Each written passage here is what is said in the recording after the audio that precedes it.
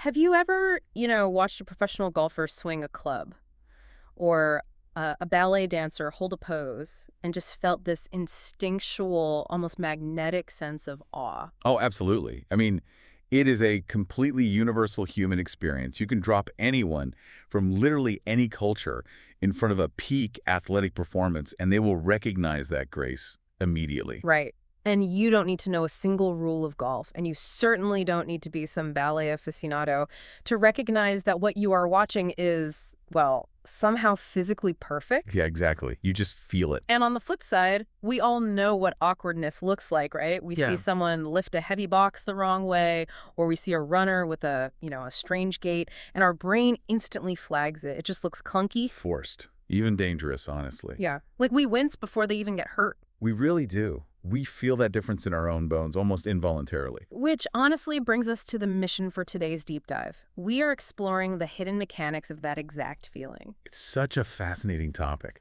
It really is.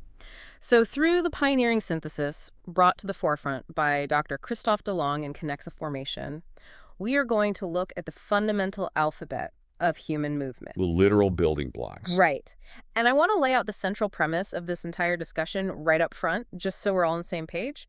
The human brain does not understand the concept of individual muscles. It really doesn't. Yeah. I mean, if you try to tell your brain to isolate your bicep or your hamstring, you are essentially speaking a foreign language. The brain only speaks one language, which is three-dimensional diagonal spirals. Okay. And by the end of this deep dive, the way you view your own body, every time you reach for a cup of coffee or stand up from a chair, it's going to fundamentally change. To really grasp how radical this idea is, we have to travel back to the clinical trenches of the 1940s. Okay, setting the scene. Right. So there was a neurophysiologist named Hermann Cabat, and he was working in rehabilitation. Specifically, he was working with patients who had been paralyzed or, severely weakened by polio. Now, if I understand the history of physical therapy correctly, the standard practice at the time was extremely linear. Very rigid, yes. Like if a patient's anterior deltoid was weak, the doctor would just say, well, let's strengthen the anterior deltoid. And they would have the patient try to lift their R straight up in front of them over and over. That was the accepted paradigm, yeah. The body was basically viewed as a machine with isolated levers. Yeah. But Cabat noticed something critically important. Moving in pure, straight lines is neurologically artificial. Artificial? Yeah, outside of a clinical setting, a healthy human body never operates that way. It just doesn't happen. Well, wait, I want to push back on that for a second just to play devil's advocate. If I go to the gym and do a bicep curl, I'm lifting a dumbbell in a pretty straight line. That doesn't feel artificial to me. But think about the context there. When you do a bicep curl, you are consciously isolating a muscle. You're often bracing yourself against a bench or, locking your elbow in place to force that straight line. Oh, I see. Right. It takes immense mental focus to prevent your body from naturally rotating. Cabat realized that if you remove those artificial constraints and just watch how humans naturally navigate gravity, like throwing a spear, picking up a child, climbing a tree. Real world stuff. Exactly. Every natural movement relies on a combination of flexion or extension, meaning bringing a limb toward or away from the midline, and rotation, All at the same time. all happening at the exact same time. Okay, let's unpack this. It's as if traditional anatomy teaches us to press single piano keys, right? One key for the bicep, one key for the quad.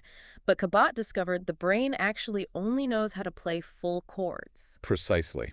That is a perfect analogy. The brain only fires in global twisting patterns.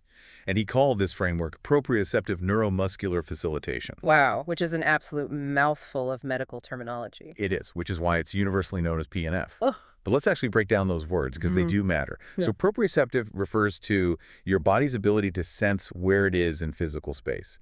Like knowing where your hand is even if your eyes are closed. Exactly. Then neuromuscular is the communication between your nerves and your muscles. Yeah. And facilitation just means making that communication easier or more efficient. So Cabat maps out these natural chords. He creates an actual alphabet of movement, dividing them into what are known as the D1 and D2 patterns. Yes. Let's paint a picture of this for the listener. Imagine the D1 flexion pattern for your arm. So the easiest way to visualize D1 flexion is the motion of feeding yourself. You reach down and out to grab a piece of food, and then you bring it up to your mouth. Oh, so it's an inward protective spiral. As my hand comes up to my face, my shoulder is flexing forward, my arm is crossing over the midline of my chest, and my wrist is rotating inward. It twists. It twists, exactly. Now, contrast that with the D2 flexion pattern. Right, D2 is expansive. It's like drawing a sword from your hip and raising it in triumph. I love that visual. Yeah, you start with your hand down at your opposite hip, and you pull up and out, opening your chest to the sky, rotating your entire arm outward, so it's an outward spiral. And every single natural human movement, walking, swimming, fighting, it is all built by stringing these diagonal twisting letters together. But here is where Cabot's work jumps from just being, an interesting observation to an actual medical breakthrough. Because he was working with polio patients, right? Right, people with profound paralysis. So if the brain only fires in these full chords, how did that help him treat a paralyzed muscle? It comes down to a physiological mechanism called irradiation. Let's use your piano chord analogy again. Imagine a chord consists of 5 notes, but in a polio patient, the second and third notes, meaning certain specific muscles, are completely deadened by the disease. Okay, I'm following. The standard therapy was to keep helplessly banging on those 2 dead keys, just trying to get a sound. Which must have been incredibly frustrating for the patient. Demoralizing, really. Yeah. But Cabot said, what if I hit the whole chord? If he took a patient's arm and forced them to push against his resistance using a full D2 diagonal spiral, the brain sends a massive surge of neurological electricity down that entire pathway. Oh, wow. And because he's resisting the strong, healthy muscles in that chain, what happens to the energy? Think of a fast-flowing river.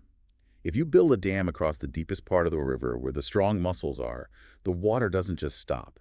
It overflows its banks and floods into the dry, empty riverbeds nearby. That is wild. By resisting the strong components of the spiral, the neurological signal irradiates or overflows into the paralyzed muscles. Cabot was using the healthy parts of the spiral to literally shock the paralyzed parts back to life. So he wasn't just building muscle mass, he was forcing the brain to rebuild the neurological wiring. That is brilliant. It truly was. But the wild part of this story to me is that Cabot figured this out empirically. He was just observing movement in the 1940s. It took decades for high-tech neuroscience and anatomy to actually look under the hood and prove his chords existed. Yeah, Cabot intuitively understood the software of human movement, but he didn't have the tools to see the code or, the hardware running it. Today, we do. So let's look at the software first. How does the modern brain actually process these spirals? We can look at the work of neuroscientists like Apostolos Georgopoulos. When modern researchers use fMRI scans and actually map the motor cortex, they can watch neurons fire as a person moves. And what they found completely dismantled the old individual muscle theory. How so? Well, the neurons in your motor cortex do not encode for isolated muscle contractions. Your brain does not think, contract the anterior deltoid by 30%, and the bicep by 15%. The brain is thinking in vectors. It's thinking, reach for that apple on the table. Exactly. The brain encodes for a direction in 3-dimensional space, and then subconscious motor programs calculate the entire global synergy of muscles required to execute that spiral reach. And the timing of this software is where things get truly strange. There's a phenomenon that completely flips our understanding of cause and effect, called anticipatory postural adjustments, or APA. Ah, yes. APA is the hidden genius of the central nervous system. The actual movement, meaning the muscular firing, begins before the bipedal movement of your limb. Okay, let me make sure I'm wrapping my head around this. If I reach my hand forward right now to grab my microphone, you're saying my hand isn't the first thing to move? Not neurologically, no. Yeah. Studies show that your trunk muscles, your core, fire 50 to 100 milliseconds before your arm muscles even receive the signal to move. Wait, really? So the core fires before my hand even knows what it's doing? Why? Bits of physics. Your brain is a predictive engine. It knows that your arm has mass. If you rapidly throw a heavy arm out in front of you, the sudden shift in your center of gravity would tip you over. Oh, of course. So a fraction of a second before you reach, your brain anticipates the physical consequence of the action and spirals your trunk muscles to anchor you to the ground. The movement literally begins before the movement. In the grammar of the body, the trunk is always the subject of the sentence. It has to be. Without that invisible 100-millisecond delay, every step we take would result in a fall. Man, so that is the software. The brain is predicting gravity, encoding spatial directions, and firing in full chords. But software is useless without hardware. Let's talk about the physical tissue. Right, the anatomy. Because for generations, anatomy textbooks treated the physical body exactly the way they treated the brain, as a collection of isolated mechanical levers. And they treated fascia, which is the connective tissue that wraps around our muscles, like biological shrink wrap. They thought its only job was to passively hold the meat on the bones. But the reality of fascia is entirely different. Completely different. We now understand that fascia is a massive, interconnected sensory organ. It is embedded with millions of mechanoreceptors. What exactly is a mechanoreceptor for someone who, hasn't taken a biology class in a while? Sure, think of them as tiny biological pressure and motion sensors. They constantly measure tension, stretch, and load, feeding that data back to the brain in real time. So fascia isn't passive shrink wrap at all. It's a dynamic communication network. Which brings us to the work of anatomist Thomas Myers and his concept of anatomy trains. He mapped out how this fascial network actually connects across the human skeleton, and he found what he calls the spiral line. If we connect this to the bigger picture, modern science didn't correct Kabat. It just provided the tools to prove him right. If you dissect the human body not by looking at individual muscles, but by following the continuous bands of this communicative fascia, you find a literal double helix. Like DNA. Yeah. The spiral line loops around the skull, crosses behind the neck to the opposite shoulder, wraps around the ribs to the front of the opposite hip, and then spirals all the way down the leg under the arch of the foot like a stirrup and back up the back of the leg.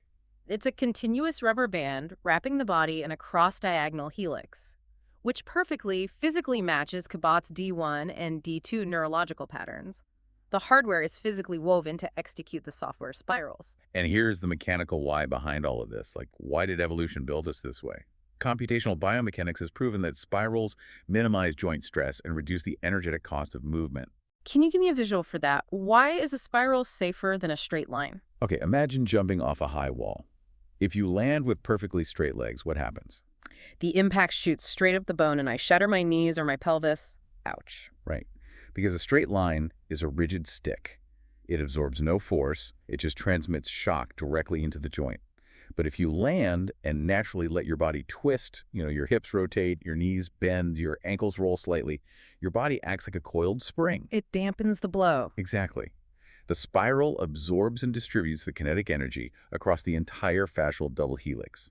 It is the absolute optimal way for a bipedal creature to survive gravity. Okay, so we've unpacked the neurology, the 100-millisecond delays, the fascial double helix. Let's take all of this hard science and apply it to the question we started with at the beginning of this deep dive. Why do peak human performances look so incredibly beautiful to us? Because what we call grace isn't a subjective cultural preference. It is the mathematical and neurological perfection of this spiral grammar being executed flawlessly. Let's look at two totally different examples of this grammar in action. First, the ballet arabesque. You picture a dancer balancing on one leg. The other leg is extended high in the air behind them. One arm is reaching forward, the other is reaching back. It looks like a painting. But under the skin, it is pure PNF. Right. The standing leg, the one anchoring them to the floor, is in a perfect D2 extension pattern. They're driving down and twisting into the earth. Exactly. And meanwhile, the free leg raised behind them is in D2 flexion. Their trunk is extending and rotating. They are maximizing their dynamic stability by stretching that fascial double helix across their entire body like a tuned guitar string. And you see the exact same neurological mastery in a completely different context, like the professional golf swing. The golf swing is the ultimate validation of proximal to distal energy transfer, meaning energy moving from the center of the body out to the limbs. Think about a golfer driving the ball off the tee. The sheer violent force of that club hitting the ball does not originate in the arms. If you try to swing a golf club just using your arm muscles, it looks blocky, and you really won't hit it very far. Right, the energy starts with an anchor in the back foot. It spirals up through the fascial lines of the leg, transfers into the hips, which rotate, moves into the thorax, which undergoes massive rotation, and then finally, that stored kinetic energy whips through the shoulders, down the arms, and into the club. The arms are just the final crack of the whip. The trunk was the subject of the sentence. So when we watch a perfectly executed golf swing or an arabesque, it's like listening to a beautifully written poem. It just flows. It does. Here's where it gets really interesting. When we see someone move awkwardly, or we watch someone tear their ACL on a football field because they planted their foot linearly without rotating, it's like hearing a jarring grammatical error in our native language. Our brain spots the syntax error. What's fascinating here is that we know exactly how our brain spots that syntax error. It comes down to a brilliant discovery by an Italian neurophysiologist named Giacomo Rizzolatti. He discovered mirror neurons. So what are mirror neurons actually doing when I'm watching a ballet or a golf tournament? Our brains possess the exact same motor synergies as the dancer or the golfer. So when we watch them move, our mirror neurons mentally simulate the exact same action. We are subconsciously rehearsing the movement inside our own motor cortex. Wait, even if I've never danced ballet a day in my life? Even then, because your nervous system speaks the same spiral language. Yeah. So when you watch a perfect arabesque, you literally feel the efficiency, the balance, and the harmony of their movement inside your own head.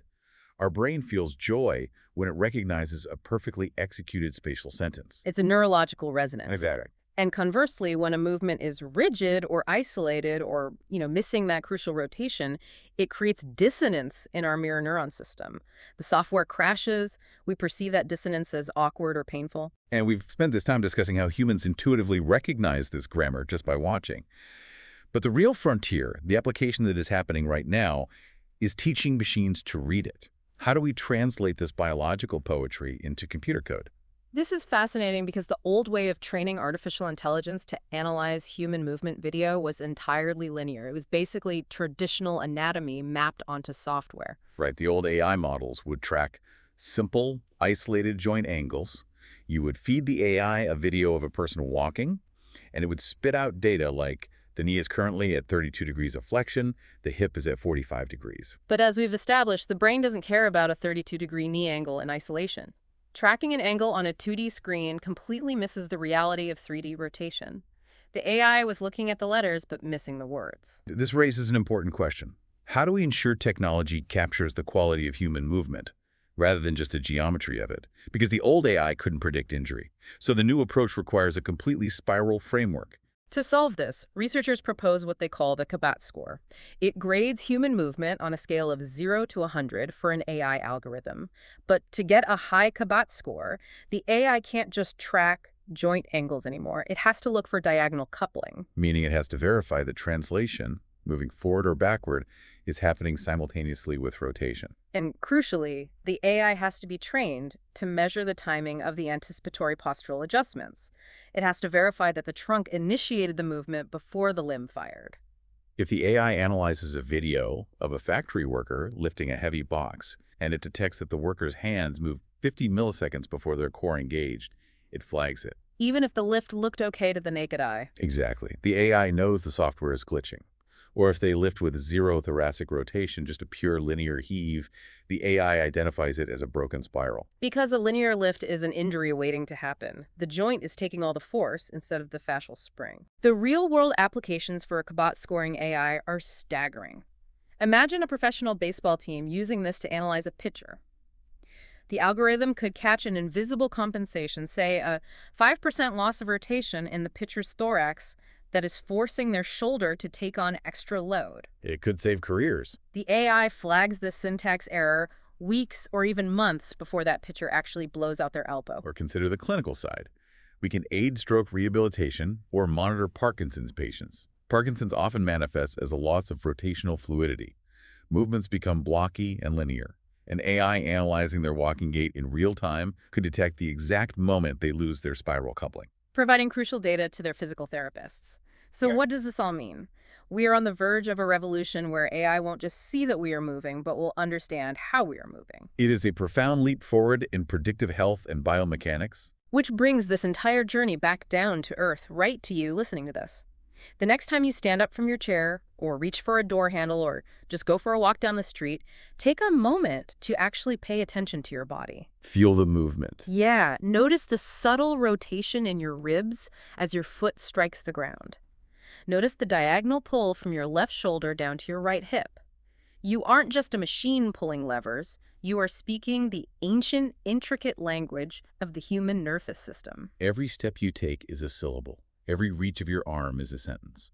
But understanding this does leave us with a rather profound and honestly a bit unsettling thought to ponder. What's that? Well, if movement is a literal language encoded deep in our neurology and woven into our fascia, what happens to us in the modern world? Oh, I see where you're going with this. Think about the average day. We spend 8, 10, 12 hours sitting perfectly still in rigid office chairs. Our spines are locked. The only movement we make is tiny linear tapping motions with our fingers across a flat keyboard. Oh, wow. Are we slowly giving ourselves a form of physical aphasia? By stripping the spirals, the diagonals, and the complex rotations out of our daily lives, are we quite literally forgetting how to speak our own body's native tongue? That is a haunting thought. We started this deep dive wondering why a perfect golf swing or a ballet pose fills us with such awe. Maybe it's not just because it's aesthetically beautiful. Maybe it's because deep down in the mirror neurons of our motor cortex, it reminds us of a language we used to speak fluently. And we are desperate to hear it again. It is a physical poetry we are built to express but rarely get the chance to anymore. Something to think about the next time you reach for your coffee. Make it a spiral.